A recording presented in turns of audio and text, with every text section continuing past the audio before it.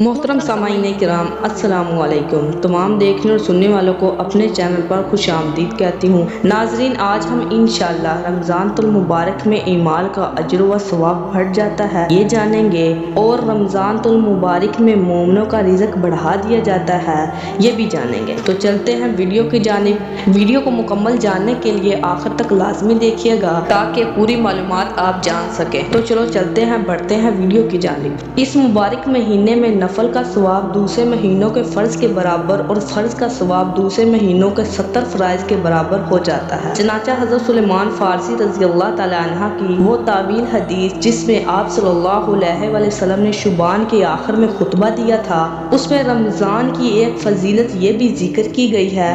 آپ صلی اللہ علیہ وسلم نے ارشاد فرمایا، جو شخص اس مہینے میں کسی نیکی کے ساتھ اللہ تعالیٰ کا قرب حاصل کرے وہ ایسا ہے جیسا کہ اس نے غیر رمضان میں فرض کو ادا کیا، اور جو شخص اس مہینے میں کسی فرض کو ادا کرے وہ ایسا ہے جیسے غیر رمضان میں 70 فرض ادا کیے۔ حضرت ابو ہریرہ رضی اللہ تعالیٰ عنہ سے مروی ہے کہ نبی کریم صلی اللہ علیہ وسلم ارشاد فرماتے ہیں، رمضان کے مہینے میں اللہ سے ڈرتے رہنا، کیونکہ اس مہینے میں نیکیوں کے اجر کو اس قدر بڑھا دیا جاتا ہے جتنا رمضان کے علاوہ کسی مہینے میں نہیں بڑھایا جاتا۔ اس طرح گناہوں کے وبال کو بھی اس قدر بڑھا دیا جاتا ہے جتنا رمضان کے علاوہ کسی مہینے میں نہیں بڑھایا جاتا۔ حضرت سیدنا عبداللہ ابن عمر رضی اللہ تعالیٰ عنہ فرماتے ہیں کہ نبی کریم صلی اللہ علیہ وسلم رمضان المبارک کے آنے سے پہلے لوگوں کو خطبہ دیتے اور ارشاد فرماتے تھے، تمہارے پاس رمضان کا مہینہ آ رہا ہے،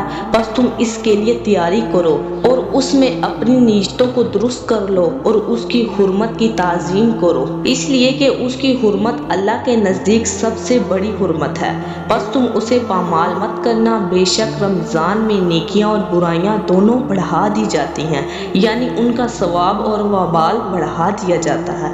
رمضان المبارک میں مومن کا رزق بھی بڑھا دیا جاتا ہے۔ اس عظیم اور بابرکت مہینے کی برکتوں کا ظہور مومن کے رزق میں بھی ہوتا ہے۔ چنانچہ حضرت سلیمان فارسی رضی اللہ تعالیٰ عنہ کی اسی طویل حدیث میں آپ صلی اللہ علیہ وسلم کا یہ ارشاد منقول ہے، رمضان المبارک کا مہینہ وہ عظیم مہینہ ہے جس میں مومن کا رزق بڑھ جاتا ہے، اور یہ ایک ایسی حقیقت ہے جس کا ہر شخص کھلی آنکھوں مشاہدہ کرتا ہے کہ ایک غریب اور مفلس شخص کو بھی رمضان المبارک میں وہ عمدہ اور بیش بہا کھانے نصیب ہوتے ہیں جس کی بعض اوقات اسے سال بھر شکل دیکھنے کو بھی نہیں ملتی۔ یہ سب حقیقت رمضان المبارک کی برکتیں ہیں جو اللہ تعالیٰ ہر صاحب ایمان کو نصیب فرماتے ہیں۔ یہ وہ عظیم اور بابرکت مہینہ ہے جس کی نسبت اللہ تعالیٰ کی طرف کی گئی ہے۔